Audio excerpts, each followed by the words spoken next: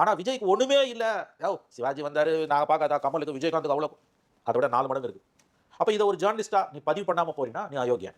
திமுகவுக்கு சொம்படிச்சே கடந்த 5 ஆண்டுகளாக வாழ்க்கையை ஓட்டிய வாடகை வாய்களே இன்றைக்கு வாய் திறக்க முடியாமல் திணறிக் கொண்டிருக்கிறார்கள். ஏன்னா, அவங்க வீட்லயே விஜய்க்கு ஓட்டு போகுது.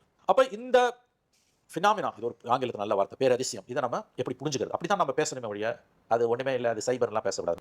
விஜய்க்கு கூடக்கூடிய கூட்டம் உண்மையிலேயே திமுகவில் விவரம் அறிந்தவர்களை இன்க்ளூடிங் சீஃப் மினிஸ்டர், முதலமைச்சர் உட்பட பெரிய கவலையில் அவர்களை ஆழ்த்தி இருக்கிறது.